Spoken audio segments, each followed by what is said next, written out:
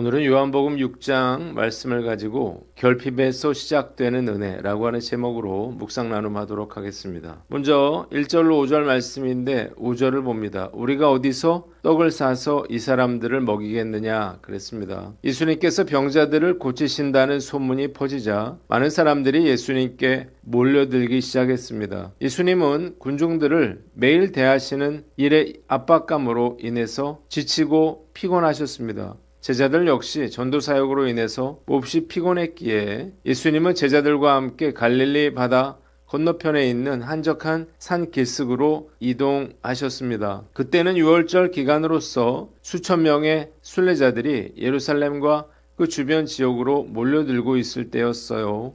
예수께서 갈릴리 바다 건너편에 계시다는 소문을 들은 사람들은 앞다투어 갈릴리 바다 건너편으로 몰려들기 시작했습니다. 예수께서 큰 무리가 자기에게로 모여드는 것을 보시고 우리가 어디에서 떡을 싸서 이 사람들을 먹이겠느냐 빌립에게 물으셨어요. 본문이 우리에게 주는 교훈이 있는데 사랑과 자비의 마음을 가지라는 것입니다. 무리들은 사실 예수님을 구원자로 믿고 찾아온 게 아니었습니다. 혹시 기적을 볼까 하고 모인 거예요. 사람들은 예수님을 찾는 일에 너무 열중한 나머지 그들이 먹을 것을 전혀 구할 수 없는 산속에 들어와 있다는 사실조차 잊고 있었습니다. 예수님께서는 그들이 얼마 안 가 배가 고파질 것을 미리 아셨어요. 그래서 빌립에게 우리가 어디서 떡을 사서 그들을 먹이겠냐고 묻고 계시는 것입니다. 사실 예수님은 그들의 배고픔까지 해결해 주실 필요는 없었습니다. 배가 고픈 사람들은 집으로 돌아가면 됐죠.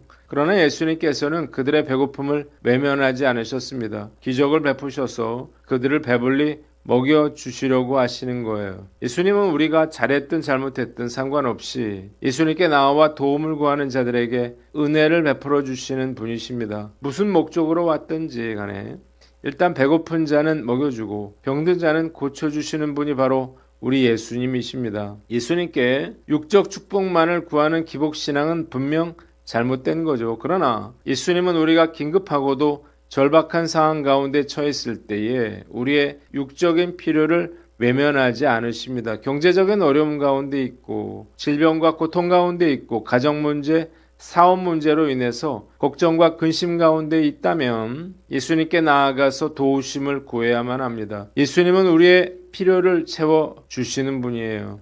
저는 이런 예수님이 너무나 좋습니다. 교회도 예수님의 이런 점을 닮아야 할 거예요. 예수님은 한 끼 안 먹어도 죽지 않는다 말씀하지 않으시고 기적을 베풀어 그들을 배불리 먹여주셨습니다. 우리 주변에 힘들고 어려운 사람들이 있거든 이것저것 따지지 말고 매정하게 굴지 말고 예수님처럼 사랑과 자비의 마음을 가지고 그들을 돕고 섬겨야 할 것입니다. 법의 마음이 아니라 사랑과 자비의 마음을 가지고 오늘 만나는 사람들을 따뜻하게 대해줄 수 있기를 간절히 기도합니다. 두 번째, 6절로 9절 말씀인데 6절을 봅니다.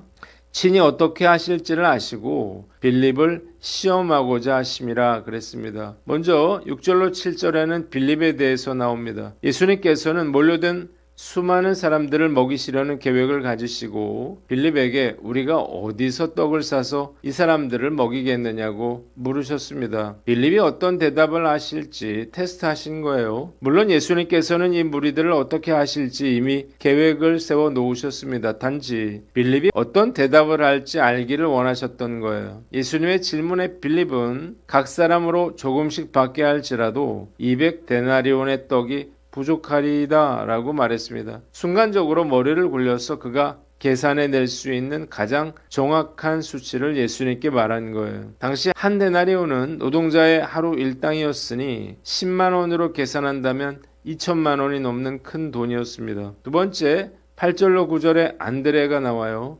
예수님과 빌립의 대화를 들은 안드레는 군중들 사이로 가서 한 아이가 드린 보리떡 5개와 물고기 2마리를 예수님께 가져왔습니다. 그런데 자기가 생각해도 안타까웠는지 그러나 이것이 이 많은 사람에게 얼마나 되겠사옵나이까 라고 말을 합니다. 본문이 우리에게 주는 교훈이 있는데 믿음으로 반응하라는 것입니다. 빌립과 안드레의 말은요 너무나 당연한 말이었습니다. 정답이었어요. 그러나 이것은 주님이 원하시는 대답이 아니었습니다. 왜냐하면 그들은 하나님의 아들이신 예수님과 함께 있기 때문이에요. 그들은 아직도 예수님이 어떤 분인지를 알지 못했습니다. 어려운 일을 만날 때 우리는 두려움에 빠져요. 이유가 무엇인가요? 상황과 현실을 보기 때문입니다. 우리의 힘으로 문제를 해결할 수 없기에 낙심하고 두려움에 빠지는 것입니다.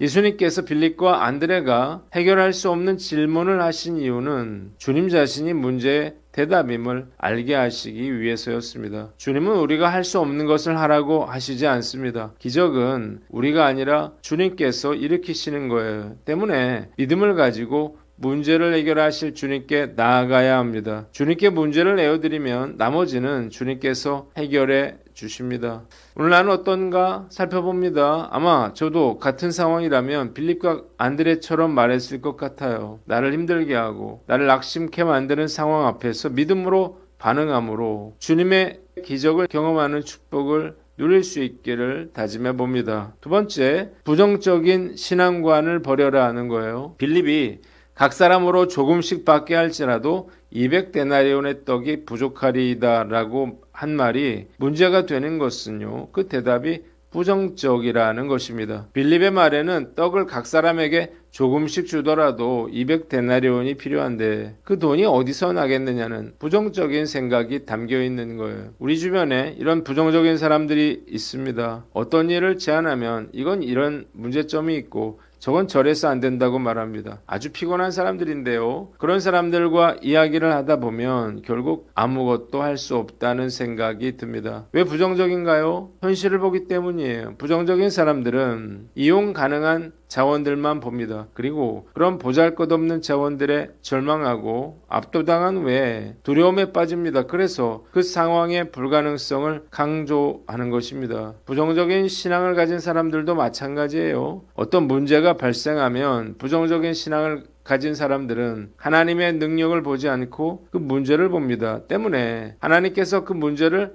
해결하시고 하나님께 영광을 돌리는 기회로 삼으실 것이라는 사실을 알지 못합니다. 교회 안에 빌립과 같이 계산에 밝은 사람들이 많은 교회는 절대로 부흥할 수가 없습니다. 뭘 하든 항상 안 된다는 쪽으로 결론이 나게 되기 때문이에요. 부정적인 사람은 주님께서 좋아하시지 않습니다. 부정적이라는 말에는 불신앙이 담겨있기 때문이죠. 부정적인 생각을 하고 있는 한 어떤 기적도 능력도 일어나기 어렵습니다. 우리 주님은 우리가 할 수 없는 것을 하라고 하시지 않습니다. 다만 우리가 가지고 있는 시간과 물질과 능력 안에서 최선을 다하기를 원하시는 거예요. 기적은 주님께서 행하시는 것입니다. 문제가 아니라 문제를 해결하실 주님을 바라봐야 합니다. 급변하는 경제 상황으로 인해서 다들 힘들어하고 있는데요. 이것도 관점을 바꾸면 다를 수 있습니다. 잘 버티면 오히려 더 좋은 계기가 될 수도 있는 것입니다. 우리에게 닥쳐오는 여러 가지 문제들을 힘들고 피해야만 하는 것으로 생각하지 말고 주님의 기적을 경험할 수 있는 기회가 왔다고 생각해야 합니다. 저는 매우 긍정적인 사람이지만 힘든 상황에 처하게 되면 종종 부정적으로 바뀌기도 합니다. 말씀 묵상과 기도 생활을 통해서 부정적인 생각을 떨쳐버리고 긍정적인 신앙관을 가지고 살아갈 것을 다짐해 봅니다. 마지막으로 세 번째, 예수께서 떡을 나눠주시고 물고기도 그들의 원대로 주시니라 라고 말했습니다. 예수님께서 제자들에게 이 사람들로 잔디에 앉게 하라고 말씀하셨어요. 사람들이 앉으니 수가 5,000명쯤 됐습니다. 예수님께서 떡을 가져 축사하신 후에 앉은 자들에게 나눠주시고 물고기도 그들의 원대로 주십니다. 그들이 배부른 후에 예수님께서 제자들에게 말씀하시되 남은 조각을 거두고 버리는 것이 없게 하라 말씀하시므로 이에 거두니 보리떡 5개로 먹고 남은 조각이 12바구니에 찼습니다. 사람들은 예수께서 행하신 이 표적을 보고 이는 참으로 세상에 오실 그 선지자라 말했습니다. 예수님께서 그들이 와서 자기를 억지로 붙들어 임금으로 삼으려는 줄 아시고 다시 혼자 산으로 떠나가셨습니다. 본문에 우리에게 주는 교훈이 있는데 오병이어를 드려라는 것입니다. 오병이어의 기적을 일으킨 것은 어린아이가 내놓은 보리떡과 물고기였습니다. 이 보리떡은요, 가난한 집에서 아이들에게 간식으로도 주고 나귀에게도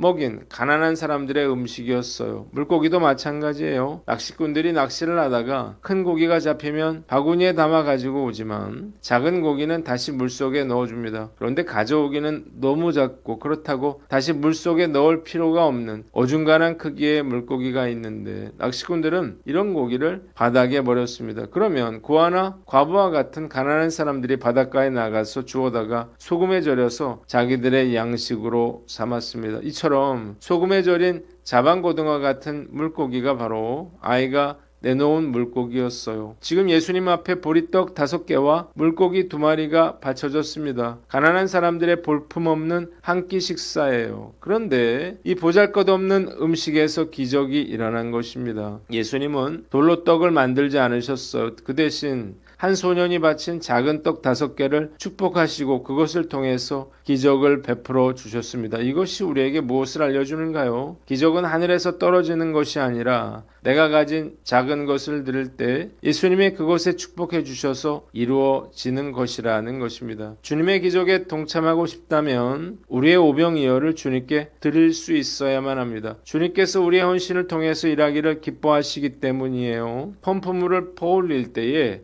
처음 물 한 바가지가 중요하죠. 그것을 마중물이라고 하는데 작은 물이지만 이 마중물이 없이는 절대로 물을 끌어올릴 수가 없습니다. 나의 작은 헌신과 희생이 기적의 씨앗이 될 수 있어요. 때문에 그것이 얼마나 도움이 되겠느냐고 불가능한 일이라고 말하지 말고 믿음으로 그것을 주님께 내어 드려야만 합니다. 믿음으로 드릴 때 나의 작은 헌신을 통해서 5,000명을 먹이시는 역사를 이루어 주실 것입니다. 우리 교회는 처음부터 거금을 받아서 개척된 교회가 아니에요. 우리 한인교회는 적은 헌금으로 시작됐습니다. 중등부 학생들이 저금통을 털어서 교회 개척 헌금을 해주었어요. 이것이 마중물이 되어서 무수히 많은 헌금들이 모여지기 시작했습니다. 현 예배당도 마찬가지예요. 여러 성도들이 힘을 합쳐서 이 예배당을 신축했습니다. 파주 새말지구 종교부지에 세워질 교회 역시 우리 성도들의 오병이어를 통해서 세워지리라 믿습니다. 한국교회를 위한 섬김도 마찬가지예요. 제가 매일 아침마다 큐티를 블로그와 묵상나눔 게시판에 올리고 있는데 저의 작은 섬김이 한국교회가 하나님의 말씀으로 풍성해지는 오병이어의 기적으로 이어질 수 있음을 믿고 끝까지 최선을 다할 것을 다짐해 봅니다. 기도하겠습니다. 하나님 아버지, 사랑과 자비의 마음을 잃지 않고 믿음으로 반응하며 오병이어를 주님께 드리게 하여 주시옵소서.